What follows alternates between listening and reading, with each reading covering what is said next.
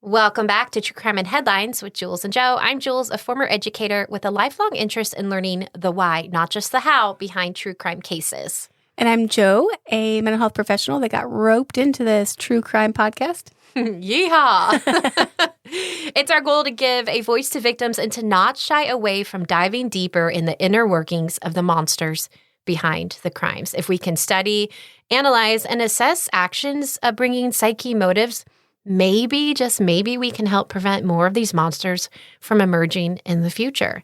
This is episode 12, part 3 of the Long Island serial killer. If you've not listened to parts 1 and 2, make sure you go back and do so, besties. You don't want to miss out on what led up to this point. And, you know, Jo and I know you have so many true crime podcasts to choose from. And you're here with us. Hey. Thank you for your support. Oh, we love you. And we're so thankful for that. Thank you for giving us your time as you take us along with you in your ear, whatever you're doing, whatever we're doing, besties, we're doing it together. So thank you. Don't forget that if you're enjoying us, we could really use a 5-star rating. We're desperate. Wherever you listen to us. And the best way to help us grow is by telling your friends about us. We're here for the long haul, but we'll be able to be here more frequently for you the higher we move up the charts, or, you know, even get on the chart. Yeah. Okay. Let's go. You ready? That's you, Jo. Oh, let's do it.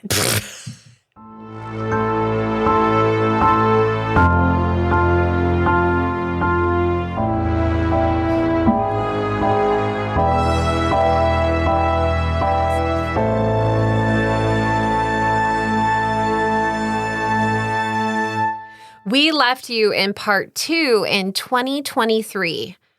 Wait, that's now. Yeah, y'all, this case is evolving live, and it's wild. So let's catch you up.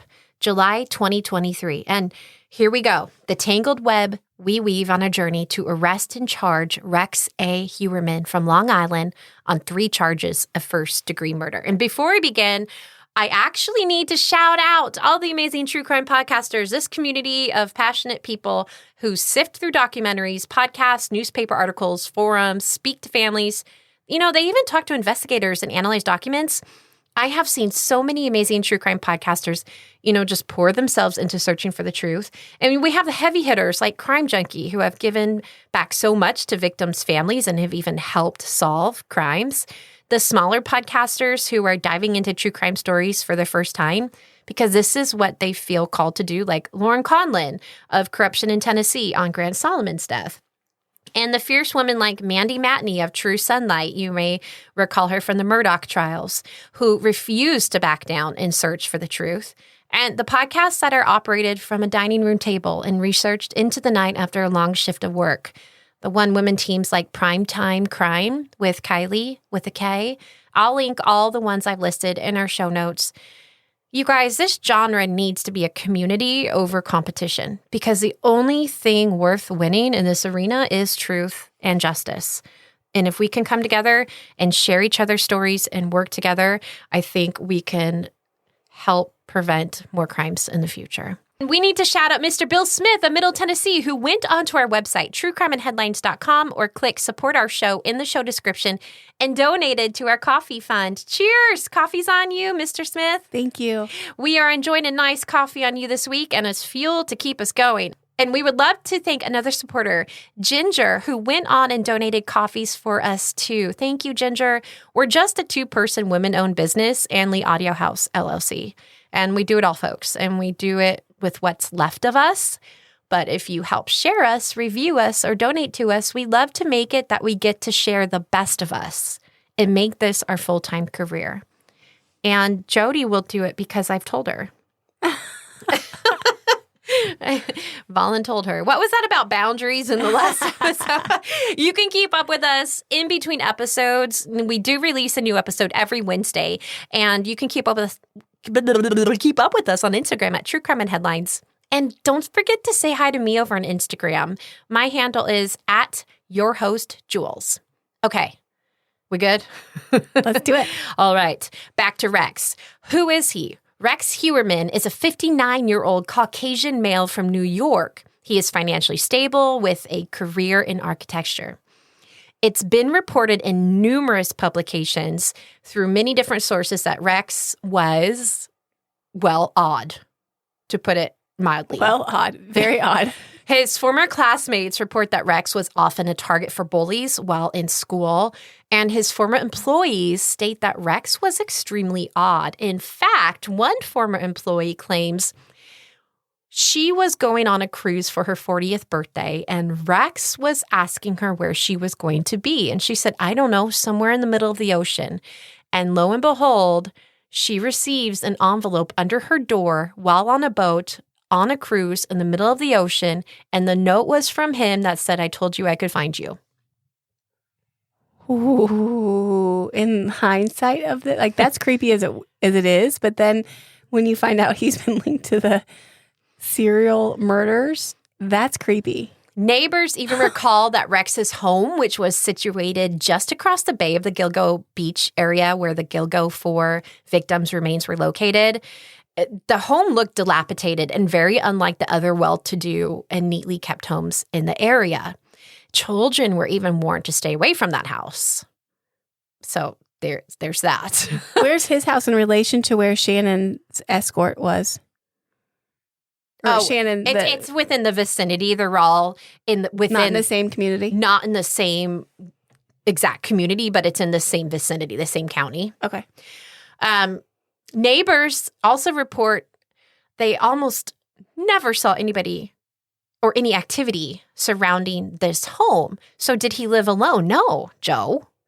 Thank you for asking. Rex lived with his wife, and her name is ASA. Would that be Asa? Asa, yeah. Asa, and his 2 adult children. So he has a stepson who has some fairly severe developmental delays, and he has a daughter. And they all live there. And what we know about the specifics of Rex Heuermann's case against him stems from court documents and official police statements. It's important to recognize that this is an ongoing case and an open case. So you know what that means. We don't get everything. Yeah, you got to wait for the books to come out. So that means the authorities are rightfully withholding information from the public at the time being.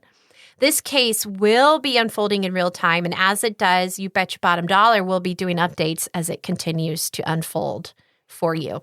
Now, when the task force was formed in 2022, the team worked tirelessly following old leads, new leads, and tracing back all the steps taken or not taken at the time. Now, recall the corruption that was going on in the department at the time. You know, Joe, we have no idea how far it went. I mean, I don't rule anything out at this point, to be honest. Connections and corruption. I mean, call me jaded, but I mean, the writing's on the wall with that guy, right? And with the new Suffolk County Police Commissioner hell-bent on seeking justice for these victims, some good people stepped up and got things rolling. Yes, task force. They followed up on all these statements, reviewed all these records, and they followed up on a statement from 2010, which we recalled in in part 2, that saw a truck, Chevy Avalanche, around the scene where Costello was last seen. Mm-hmm. I remember that. So we need to backtrack a little. In part 2, I shared how all 4 of the Gilgo victims were sex workers, very petite. This is where it gets darker. If you need to fast forward because you don't want to hear information about predators towards children, go ahead and skip forward about 30 seconds to a minute. Joe, you can't skip forward because you're sitting with me. So I'm going to do my best to be respectful of all the triggers in this room as well. Rex Heuermann's phone had internet searches full of child pornography and violent adolescent rape-related pornography searches. And I will not share the names of the searches. I as well had to put it down when I was listening as well to different reports and reading different reports. That's just triggering for that part, but I won't go into that part. But it's there. And tie that to like the terms in which he was searching for were pretty violent? Yes. Okay. And it was very purposeful children. Violent children sex crimes. Okay. And tie that to the fact that all the Gilgo 4 victims were very tiny. Yeah. It makes us wonder if the crimes were fueled by violent sexual desires. Finding sex workers specifically who would look closer to children, but would be accessible and willing participants to meet up for consensual encounters. Yes, that's exactly. Thank you for doing that. And choosing sex workers almost ensures a lag in discovery time. Because we all know too well, we talked about the urgency for victims when they are not fitting the showcase image of a typical victim isn't there. And according to History Search records, Rex also searched the Gilgo serial killer multiple times throughout the years. And he was searching documentaries, podcasts. Hey, Rex. And the same Gilgo news pages, which we have sourced here as well during our research. Now, we could devil's advocate and put on our defense attorney hat for a moment and say, okay, yeah, well, he's a family man in the Gilgo Beach area, and he was concerned for his family's safety. Okay. But so concerned that he also searched for multiple people of extended family members of the victims? I don't think we can explain that one away. Searching for the family victims' fathers, mothers, sisters. Now, my search history would not be so different at this point because I'm researching all of these crimes. However, this is where it differs. I'm not a killer. Full stop. Are you? Full stop. What was his purpose? And did it just stop with the Gilgo murders? Yeah. He wasn't researching any other true crime cases, any other crimes in that area. He was only tracking any leads on possible serial killer news for the Gilgo 4. So how did we even get his phone records? Well, to be more accurate, we need to say phones. Rex Heuermann had over 7 burner phones, which he used to conduct multiple internet searches and phone calls. When the police connected Rex to this truck in 2022, which was reportedly seen by an eyewitness in the Gilgo Beach area in 2010, they trailed his activity. And through this surveillance, they watched Rex purchase and load minutes onto burner phones. Still reaching out to sex workers to set up meetings for sexual encounters, even as early as 2023. I was going to say, do we think that so those bodies were found in 2010. Do we think that there are more bodies? We, the collective we, or me, Julie, and all her voices? Collective. Public consensus of which I found is yes. Okay, we just haven't found them. But the connections are not there yet. So the focus is on what can we nail him for to get him out the streets. And if his family's at the house and if there's not a lot of activity at the house, where was he taking these women to engage in sex acts and murder? Yeah, that's a very good question. I don't know. Okay. That's a very good question. Burner phones are not as secret and private as they were once led, as it was once led to us to believe. You know, when they were first coming out, burner phones popular in pop culture and the movies. Let's get a burner phone, you can't trace us. Well, according to the website rexfield.com, quote, all mobile phones, even burner phones and burner apps go through a cellular carrier or virtual number operator. The cellular carrier is involved in every text, phone call, and data link and holds account information that reveals a subscriber's identity. You can obtain information such as call logs, data usage, text messages, and local information from the cellular carrier or virtual number operator through a subpoena served by law enforcement or a lawyer, end quote. So let me break it down. We only know about Rex because this task force in 2022 reads a report about an eyewitness statement that said they saw a certain truck. Searches around the area of that truck reveal Rex Heuermann had that type of truck. So they had to already be on him to even look to see what kind of truck he had, because who knows how many avalanches there were in the area. It's not a heavily populated area. This is not a large area. This section if you do this radius of this section, it's not a heavily populated area. And this guy lives in Long Island and he's working in Manhattan. So I'll go into that in a second. But Rex was also on websites such as Tinder, and he was using his own photos for his own profile picture, and he was using different emails, but he did use the same email a few times to log into different burner phones. So why does this matter? It matters because I've withheld one little piece of information. It matters because, Joe, I've withheld one little piece of information from you, and I know how much you love that. 2 of the victims were contacted numerous times by a burner phone right before they went missing. 3 of the 4 victims communicated with their client through a burner phone. 2 had numerous communications before they went missing. The police were then able to follow their lead about Rex and trace the location of the burner phone calls that were made through the victims' phones to that of Rex's own personal cell phone. And they had the same activity hitting cell towers. So he has his personal phone on him and he has a burner phone on him, allegedly. And this burner phone is the one calling these girls, the Gilgo 4 girls.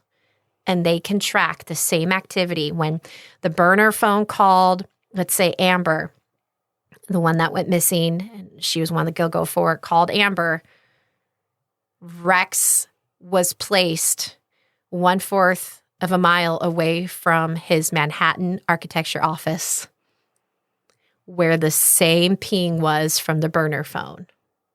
So they line up. They were able to triangulate his movements with the burner phone. Fascinating, right? Movements, absolutely. The police, with this information, take it even further. Recall how one of the victims was bound with that leather belt with the initial WH. We talked about how Rex's grandfather was William Hewerman. So right. Add all this to the list of evidence to possibly charge this man. Still not enough, though. What do you typically want to have to get somebody? What type of evidence? DNA. Absolutely. Now, and that hair. Yeah, recall we had the hair. So the task force has connected his truck, triangulated the calls, his personal calls, the belt connection. Now, there was DNA found, hair found on that belt, and it was sent to the crime lab. And now it's not an overnight turnover like you see in CSI shows. It takes months to get back in real time because crimes have backlogs. People are waiting, limited resources, limited personnel. There's backlogs, and this case is decades old, and here we go. The hair came back as a female, but it was not any of the females that were discovered as the Gilgo 4. Was it his wife's? Yes. I won't even bury that lead. Yes. An undercover agent retrieved trash from the Hewerman's home, and they were able to match the DNA retrieved to what they found to the victims. Now, it wasn't an exact match, but the likelihood, I believe it was a 99% chance that the hair that they found was a match from the DNA they found in the trash from a female in his home, his wife. His wife is not a suspect in this crime, even though it links her DNA. So how? Oh, yeah, the belt, it was in the house, and her head with her hair is on the house. Yeah, exactly. And they've been married for 25 years. Yeah. I'm sure my husband has my hair all over his things. Well, we don't need to know about your... Why did you have to say things? Why did you could have just... things. Okay. So Asa, his wife, was actually gone while 3 of the 4 victims went missing. She wasn't even in the country. There you go. There was my question. Rex was alone without his wife. And this is why many sources speculate she had nothing to do with the murders other than the man she was associated with, that she was married to for 25 years, had her hair transfer from from her body, her things, to his body, to the victims. And after this connection was made, Rex's DNA was tested against one more sample they found, a male sample. And this was made by tracking and tracing Rex and seeing that he was consuming pizza and waiting for him to throw this pizza box away, going through his trash because it's not illegal to take trash. And they were able to compare the pizza crust, the DNA from the pizza crust, to the DNA they collected. So Rex's DNA came back a perfect match. Bingo, without a doubt. It matched Rex's DNA to the victims found on the Gilgo Beach. Bingo. The next day, Rex is arrested. Here's the bail document, which tells us a lot about what the state has built as far as a case against Rex. Now, remember, y'all, he has not gone to court yet. So if this case is interesting to you, you want to make sure you follow along because things will be unraveling and being unveiled in real time for us. So here is the bail document, which tells us a lot about what they have. First and second degree murder on 3 counts for victims. For the victims, Waterman, Bartholomew, and Costello. Now, this is the bail application that was filed with the court. And it tells us how strong of a case they really do have. So pay attention to what it says. You ready? Quote, as described below, based on the serious, heinous nature of these serial murders, the planning and forethought that went into these crimes, the strength of the people's case, the length of incarceration the defendant faces upon conviction, the extended period of time that this defendant was able to avoid apprehension, his recent searches for sadistic materials, child pornography, images of the victims and their relatives, counter surveillance conducted online as to the criminal investigation, his use of fictitious names, burner email, and cell phone accounts, and his access to and history of possessing firearms, the only means to ensure defendant Rex A. Hewerman's return to court is to remand him without bail, end quote. Spoiler alert, he didn't get out on bail. Well, that's good at least. That document is fire. Go off, prosecutors. And he has pled not guilty to all of these charges. And his wife, Asa, has also filed for divorce. She filed for divorce. Get it, girl. Immediately. Now, I shared in part 2 the eyewitness about the Chevy Avalanche truck near the vicinity where Miss Amber Costello was last seen. Here's what the bail application officially states happened. You ready? According to witnesses, around the time of these communications between the burner cell phone and the Costello phone on September 1st through 2nd, 2010, a prostitution client showed up at Miss Costello's residence located in West Babylon, New York. After the client entered the home, a ruse was executed on the client, whereby a person pretended to be the outraged boyfriend of Amber Costello, and the client left from the residence while Amber Costello retained the money the client had brought to pay for her services. Based upon interviews, that client was described as a large white male, approximately 6'4" through 6'6" to height, in his mid-40s with dark bushy hair and big oval-style 1970s type eyeglasses. A witness described him to the police as appearing like an ogre.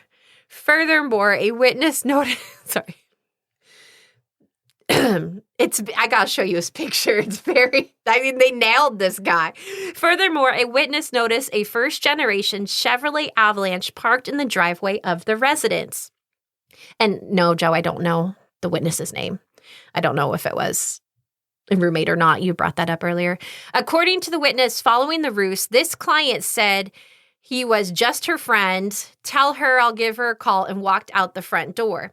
Thereafter, at 2, the mirrors This mirrors the physical attributes of defendant Rex A. Hewerman, who is a large male, approximately 6'4" in height, in excess of 240 pounds in weight, with dark bushy hair, who wears large eyeglasses and who is 46 years old when Amber Costello went missing.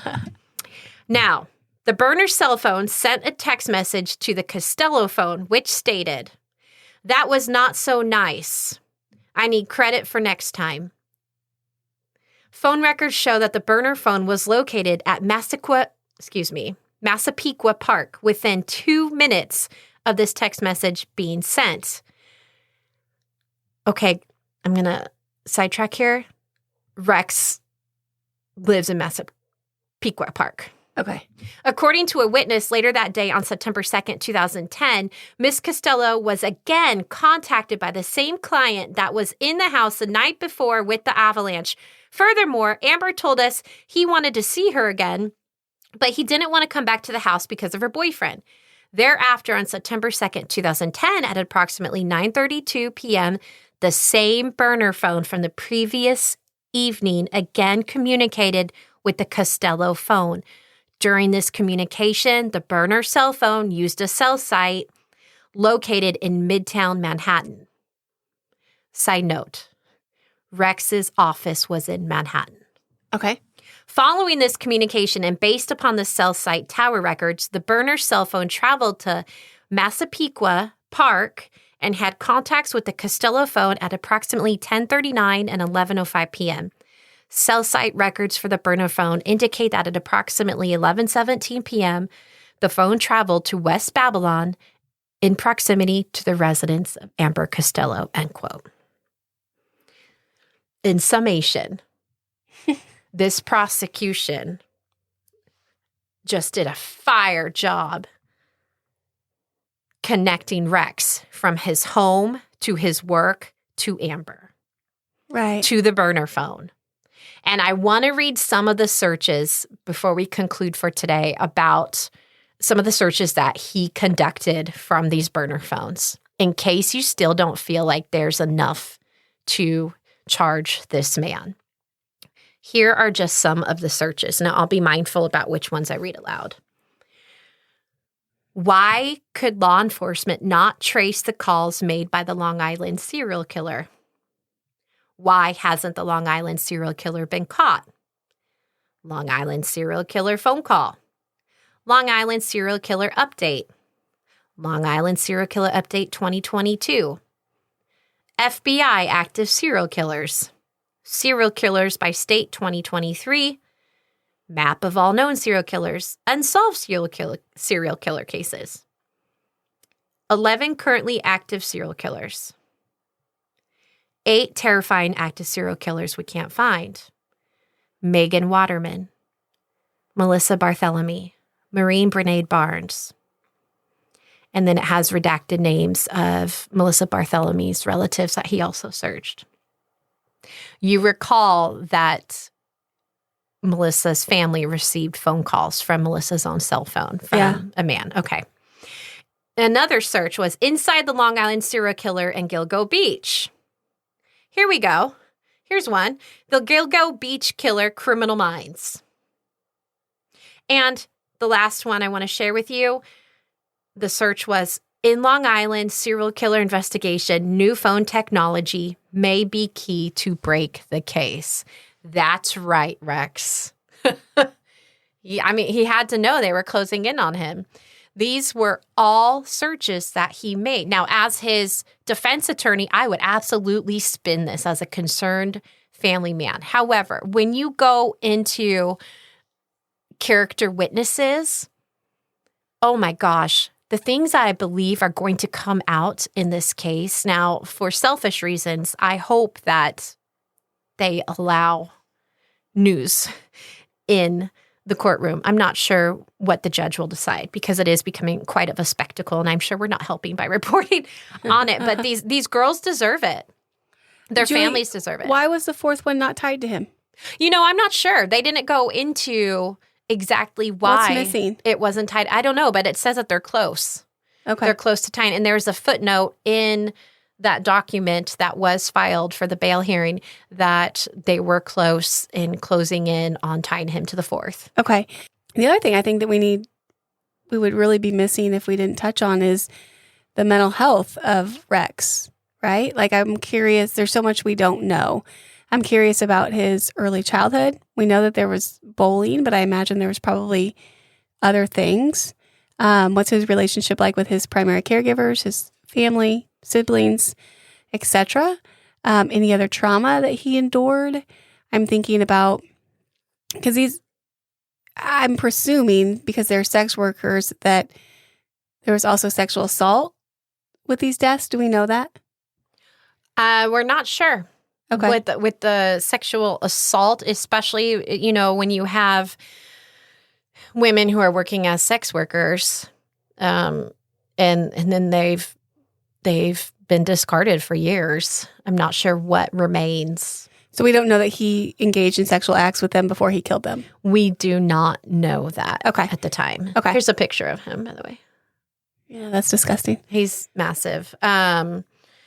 I'm wondering, too, I did read reports about his daughter talking about how, this life is just a nightmare now. And the police destroyed their family home searching for things. Obviously, rightfully so. You don't leave anything unturned. No. They even took the deck apart and dug under the deck. Thank you. Thank you, Suffolk County, because they're doing what they should have done years ago. They're doing it now. And I will be very surprised if this man gets off, because I really believe that this is just the tip of the iceberg of what they have found. They are still holding cards close to them. What they release to us in the public is just the tip of the iceberg.